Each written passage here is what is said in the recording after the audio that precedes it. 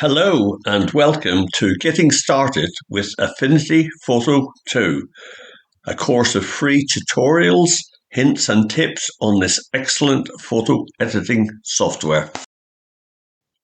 This tutorial will cover using the Tools panel and also the adjustment and filter layers. Anyone who has watched the first tutorial will have been introduced to the various menus, toolbars, tool panels and studio panels that are available in Affinity Photo. To begin with, they can be quite bewildering, but today we will clarify some of the uses. There are many different editing tools in the Tools panel. The adjustment and filter layers can be found in the studio panels. They can be found by clicking on the icons at the bottom of the Layers panel. Before editing any image, it is a good idea to do a duplicate layer. In that way, you will never lose the original image, regardless of what changes you make during the editing process. If you right-click on the background layer and click Duplicate, you will get an identical layer. It is now a good idea to rename this by clicking on the name Background and typing in the name you want to give it, in this case, Dog. You will see that the original background layer has a padlock which shows that it cannot be altered in any way whilst this padlock is engaged. When I look at this photo, I feel that there is too much space on the right-hand side, and we can crop this to remove it. It also looks as if the ground is not level, and the camera has been slightly tilted as the photo has been taken. We'll use a crop tool to correct this. The crop tool is this square tool, which is found in the Tools panel on the left-hand side. Once we click that, the context toolbar changes and produces information and options relevant to the crop tool. You will see here on the right-hand side of the context toolbar that we have the option to straighten the image. If we click that and we draw a line along the horizon of the grass, the layer will now tilt and give us the level that we want. And you can see the poles in the background are approximately perpendicular now. We can now remove part of the right-hand side by pulling in the crop square and hitting apply. At any step in the editing process, we can look at the history panel, and by clicking one layer above, we can now see the before and after effect. If we're not happy with the result, then we can always repeat the process. In this photo, I do feel that the poles in the background are quite distracting, and I would like to remove them. If we look at the Tools panel, we have a number of tools. The names come up as we hover over them, and here we have the in-painting brush. It also has other options for healing brush and patch tool and a couple of others, but we're going to use the in-painting brush. You can see the context toolbar has changed again, and there are a number of options on the size on the top, including adjusting the size of the brush.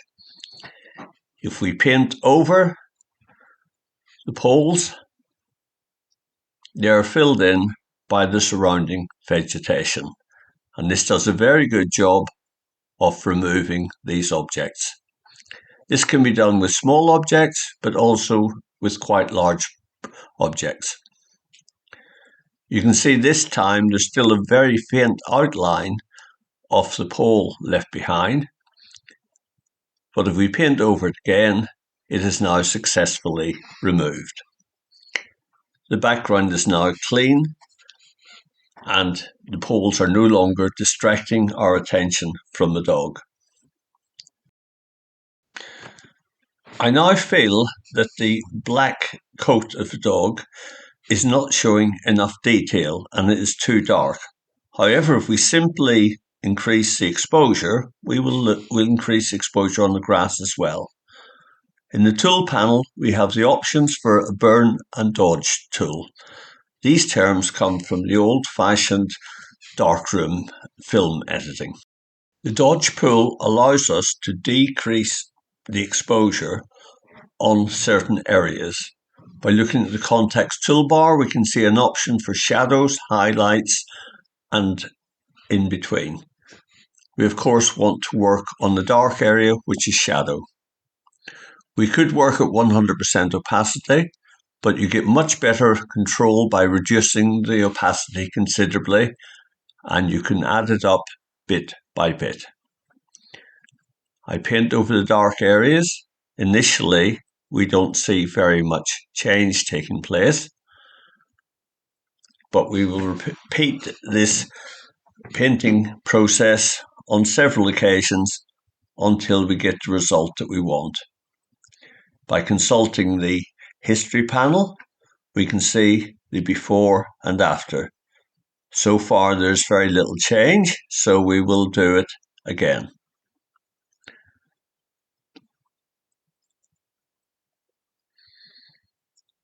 Now we're starting to see subtle changes to the blackness in the dog's coat.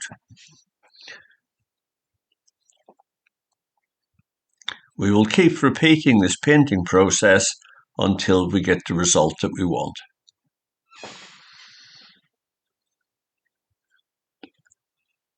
Once again, by looking back before the dodge tool, we can compare the difference. That's quite startling. There's now a healthy shine showing up on the dog's coat. I now feel that the grass is too light and can be slightly darkened. The opposite of dodge is burn. We can access the burn tool through the tools panel. Once again, we can adjust the various settings above. We have the option of highlights, midtones and shadows, but this time we're working on highlights. We work at low opacity and we paint over the bright grass. You can now see it is darkening ever so slightly. Once again, we can repeat this until we're happy with the final result. The history panel allows us to see before we've used the burn tool and also after.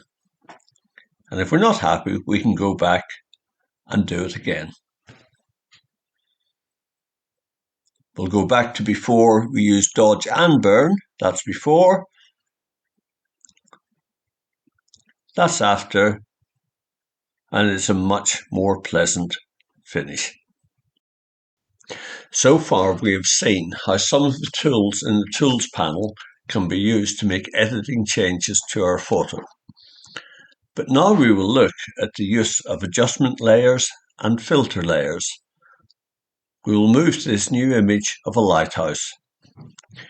As before, we will duplicate the image and we will rename the editing layer to lighthouse. The first step I will take is to sharpen this photo a little bit.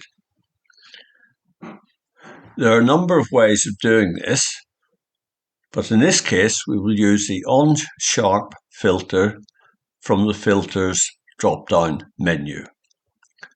The On-Sharp mask is a relatively simple and effective way of sharpening the image. You can see there are a number of sliders, and by adjusting these we can get the desired effect. In this case, I'm going to exaggerate the effect, and you will see why later. We'll hit apply, and it has been applied to our lighthouse layer. I would now like to reduce the exposure a little bit. The sky is too bright. So by going to adjustments, we find the exposure filter. Once again, we have a slider. We can adjust it left and right. and decide on what the best result is. In this case, it's just a small change that is required, and then we come out of that. You will see that with the exposure filter, we've introduced a new layer for this editing process. We can switch it on and off by the button on the right hand side to see the before and after. However, what we don't have is a layer to change the sharpening process. I would like it to be less sharp because I exaggerated it in the first place. We can remove the sharpening effect using history, but if we do that, we lose the exposure layer in the process. We need to find a way of being able to make fine adjustments to our editing steps without losing other steps along the way. The way to do this is to use live filters. On-Sharp Mask is in live filters. Once again, we can adjust the sliders to the result that we want. As before, I'm exaggerating the process.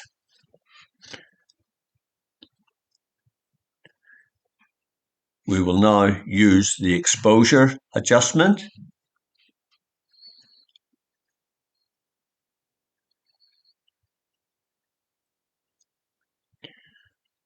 As before, we will make a small change.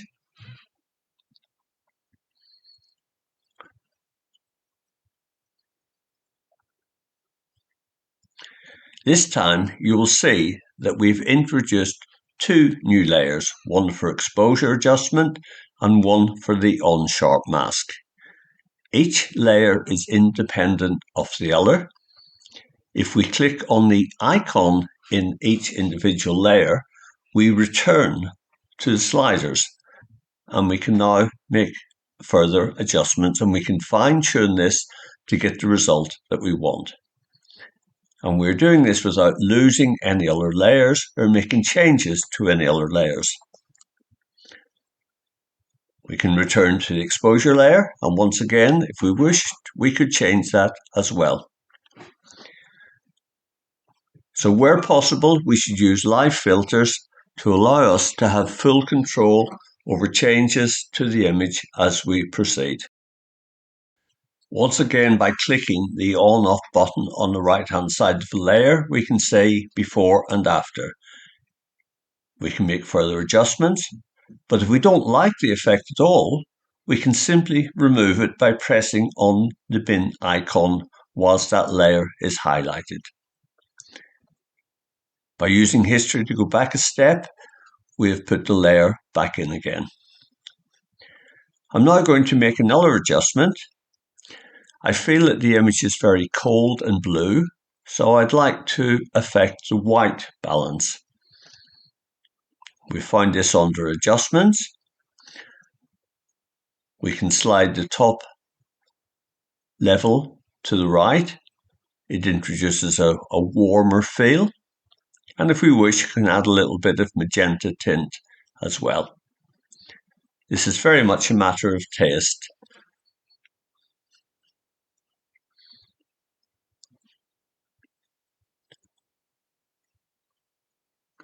We can also use the opacity. If we exaggerated the effect in the first place by reducing the opacity, we can reduce the effect of these changes.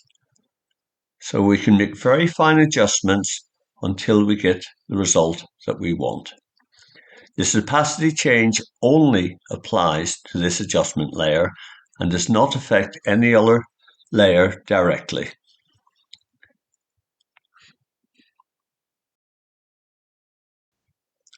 There is no limit to the number of adjustment layers and filter layers that can be added to a photo.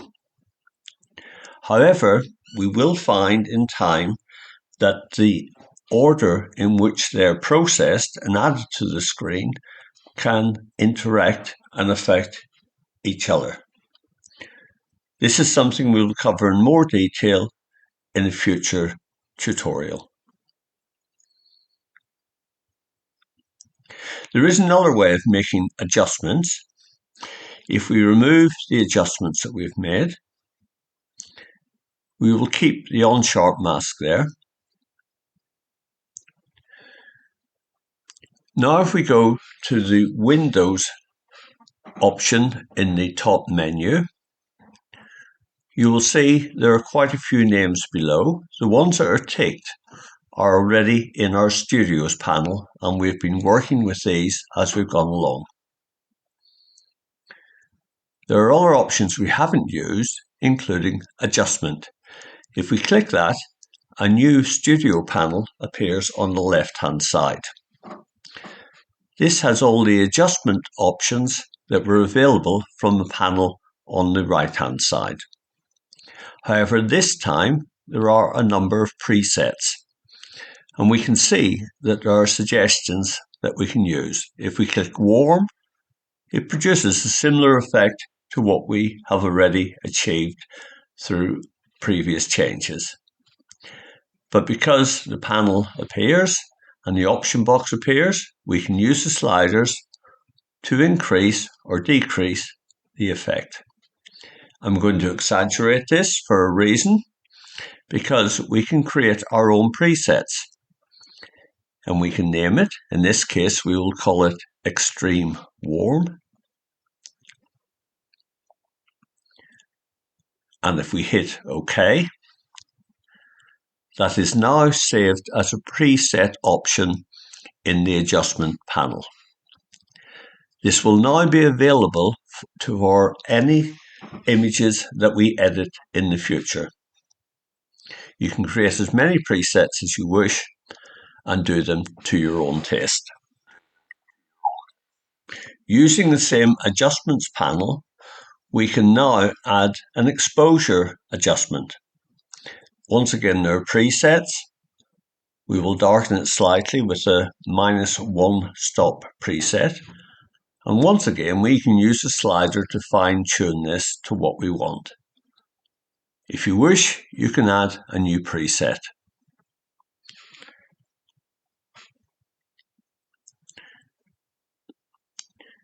So we have created two new layers for exposure adjustment and for white balance adjustment. As before, we can return to these at any time and make further fine-tuning changes if we so desire.